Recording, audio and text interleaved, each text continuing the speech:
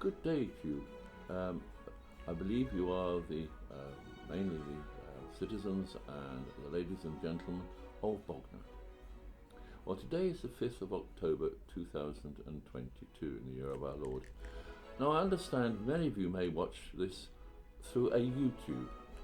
I suppose this to be some form of telescope or a book of faces, which many of you seem to have these books.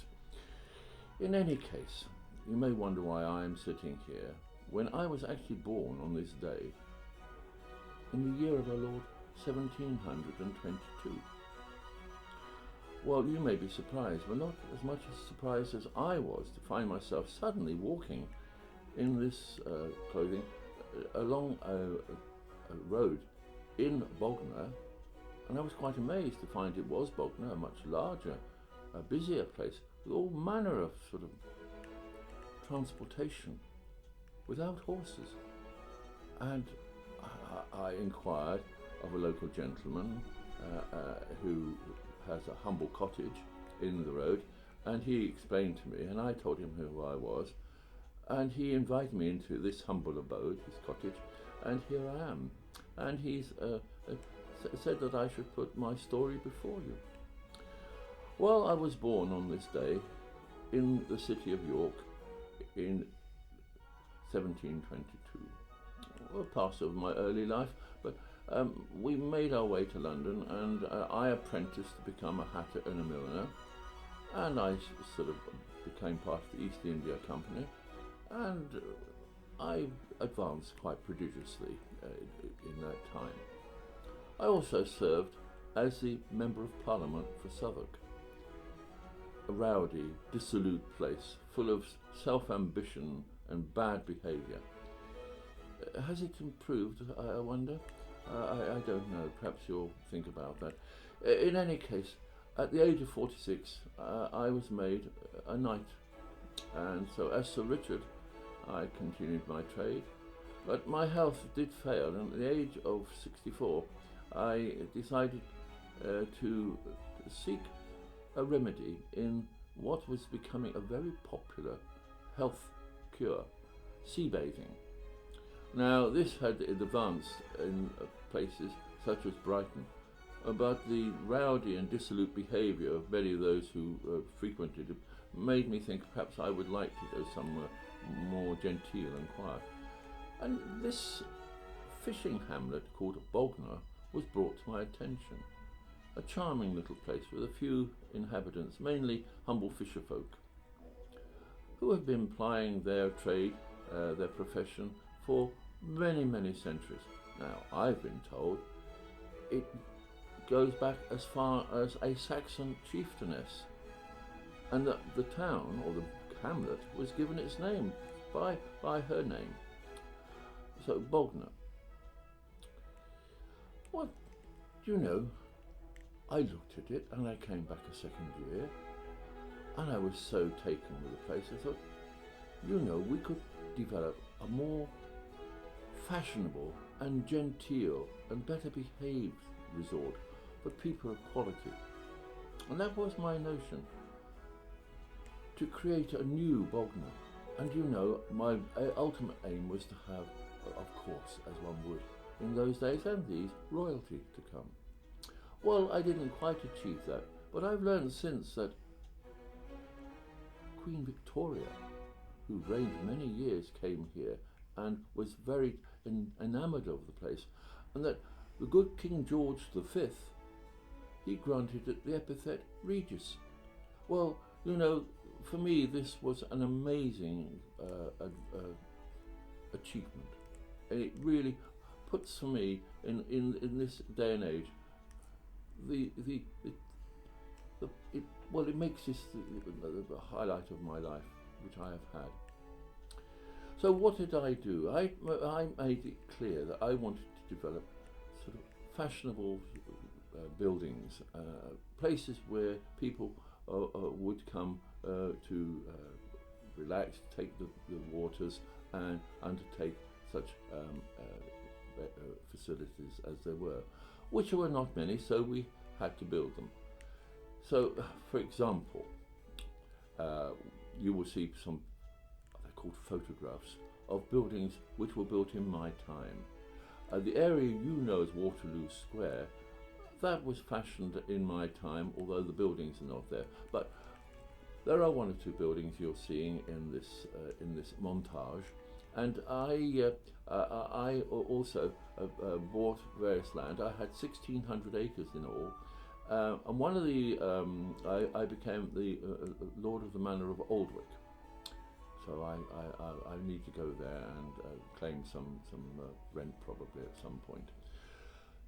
So what happened then is that I thought I need a fashionable house here, and so I had converted and built what you now know as Hotham Park Lodge, a very agreeable accommodation within a garden area, park area. And also later I had to be built the Dome and Mordington and Spencer Terrace, which are now, I understand, with St Michael's, also built in my time, part of the university. Well, one would never have imagined a university. Now I asked also, what was that very striking canopy to the south of that area, of the university and of the park?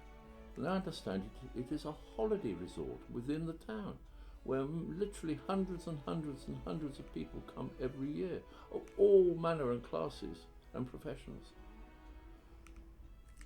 This is, of course, what was needed. I'm delighted also that the gardens have now become Hotham Park for the use and disport of all manner of persons, however humble. The house has been divided into various accommodations. I would really like to, if I were able to stay and resume my life, take that all back and create the sort of house where people of quality could come and visit one. So, this town, with its epithet of Regis, is one of the most fascinating projects. You know, I understand it was the first of its kind to be purpose-built in this country and indeed the whole world. And its fame has spread. Now, what is needed? Well, as in that time, in my time, you need vision. Vision is what is needed. Not to shortchange oneself or one's town, but to make it better and more attractive. Because, you know, places like Brighton and others will still try to take your trade from you. And one of the things that has pleased me, by the way, is that there is a hostelry named the Hatters. And that indeed, you can go in there and find out about myself there.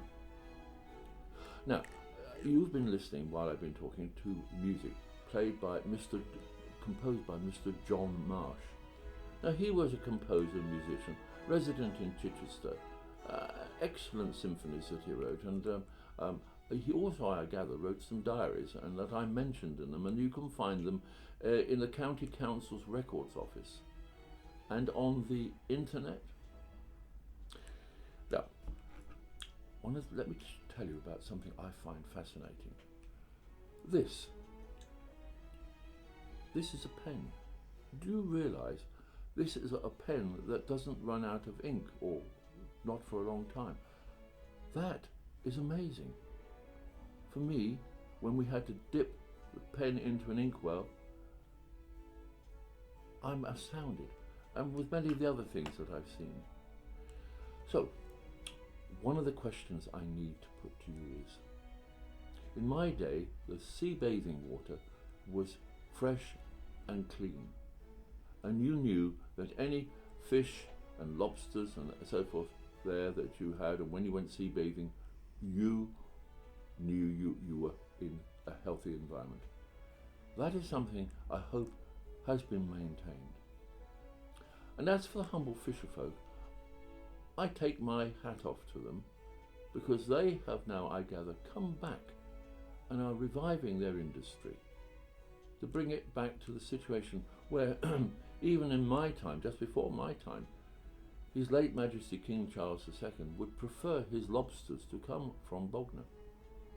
And now I find that Bognor Regis, the fishing didn't only go back to the year our Lord 680 AD with the Saxon lady, but many thousands of years before. Indeed, before this island became an island. Probably before the great flood that our Lord sent.